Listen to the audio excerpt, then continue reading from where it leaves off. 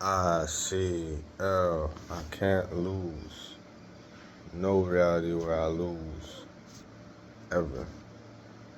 Today is Sunday, June 21st, 2026, day 172 of the 100 push-up, 100 squat progressive challenge for a year. We're in the month of June, almost done with the month of June. About a week left, and we're finishing off 150 push-up, 150 squat every single day for this month. Then for the month of July, we're going to 160 push-up, 160 squat every single day.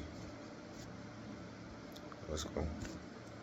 Secretly lifted the ricin cigarette out of Jesse's pocket. Hold up. The hell, man? Then, Walt secretly poisons Jesse's girlfriend's son, Brock, but he doesn't actually use the deadly ricin. Instead, he uses a common household plant called lily of the valley. In toxicology, this plant contains highly dangerous cardiac glycosides. It's not a word I get to use every day. And I haven't been able to say laboratory yet again. It's really disappointing, but let's continue. Now, regarding what Walt is doing, the margin of error is razor thin. If you give a child too little, nothing happens. If you give them slightly too much, it causes total cardiac arrest and death. Fine, just as I planned it. Don't you think I knew exactly how much to give him?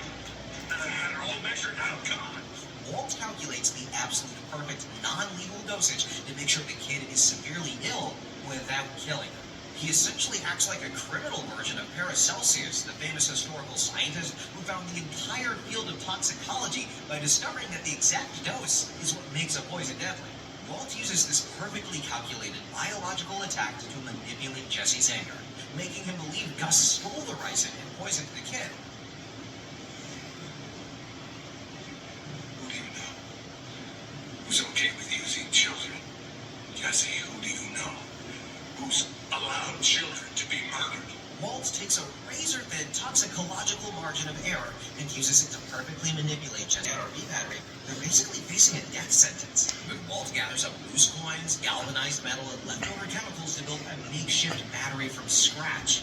This is the exact same kind of crazy, life-saving improvisation that NASA engineer Ed Smiley and the Apollo 13 engineering team built and pulled off when they built a carbon dioxide filter out of random space junk just to save their astronauts. That same brain later scales up to massive industrial projects. After Gus's death, Walt, Jesse, and Mike, they kind of face a massive problem. The police, they have seized a laptop containing the surveillance footage of the underground meth laboratory. The hard drive is sitting inside of a highly secure police evidence room. I got to say it. APD. Northwest Area Command on second. They tagged it, they filed it. It's in the system, and they locked it in their evidence room. Breaking in, though, is physically and basically suicide, but that's when Jesse casually throws out the idea of using a magnet. And Walt's brain instantly goes to work. He doesn't just think about wiping a hard drive. He engineers a full-scale, precision-targeted industrial weapon. They head to Old Joe over at the junkyard and secure a massive industrial electromagnet inside the back of a moving truck. To generate the sheer amount of power needed, Walt uses his engineering background to wire 21 heavy-duty car batteries in series. Yeah, thanks! Now, guys, join me as we think about the actual physics happening here. He calculates exactly how much voltage and magnetic force is required to destroy a solid-state hard drive from a distance. Why motivation is a trap. Motivation asks, do I feel like doing this? Identity asks, is this who I am? Build your identity correctly and your actions will follow without requiring daily emotional permission. Now let's talk about time. Because most people misunderstand it entirely. You do not lack time. You lack priority. Every human being on Earth has the same 24 hours, the same 8,760 hours in a year. Einstein had them. Da Vinci had them. You have them. The question is not where your time went.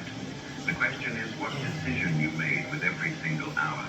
Here is a number that will change how you see your life. 168. That is how many hours you have each week. Let's subtract 56 for sleep, a generous 8 hours a night. You have 112 hours. Subtract 40 for work. You have 72 hours. 72 hours of discretionary time every single week. What are you doing with it? Most people cannot answer that question, and that is precisely why most people are not great. The great ones account for their hours the way a dying man man accounts for his final days. With total seriousness, with complete intentionality, not rigidly but consciously, they know what they are doing and why. Every hour is either an Caesar. How many minor poets will give us a Shakespeare? The hero is unquantifiable. Carlyle's hero is somewhat similar to Aristotle's conception of the magnanimous or great-souled man.